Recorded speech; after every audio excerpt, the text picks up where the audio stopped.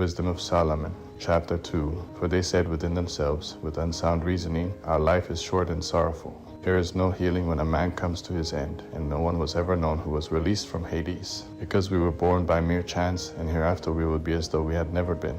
Because the breath in our nostrils is smoke, and reason is a spark kindled by the beating of our heart, which being extinguished, the body will be turned into ashes, and the spirit will be dispersed as thin air. Our name will be forgotten in time. No one will remember our works. Our life will pass away as the traces of a cloud, and will be scattered as is a mist when it is chased by the rays of the sun, and overcome by its heat. For our allotted time is the passing of a shadow, and our end doesn't retreat, because it is securely sealed, and no one turns it back. Come therefore, and let's enjoy the good things that exist. Let's use the creation earnestly as in our youth. Let's fill ourselves with costly wine and perfumes, and let no spring flower pass us by.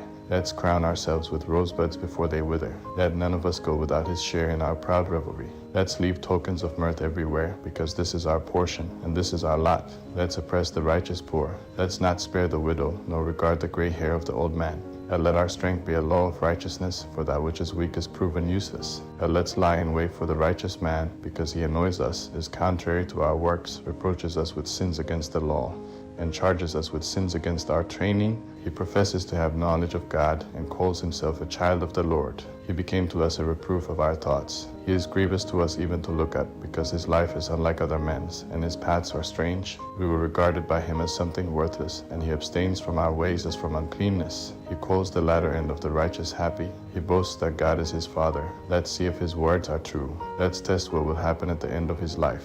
For if the righteous man is God's son, he will uphold him, and he will deliver him out of the hand of his adversaries. Let's test him with insult and torture, that we may find out how gentle he is, and test his patience. Let's condemn him to a shameful death, for he will be protected according to his words. Thus they reasoned, and they were led astray, for their wickedness blinded them. And they didn't know the mysteries of God, neither did they hope for wages of holiness, nor did they discern that there is a prize for blameless souls. Because God created man for incorruption, and made him an image of his own everlastingness, that death entered into the world by the envy of the devil, and those who belong to him experience it.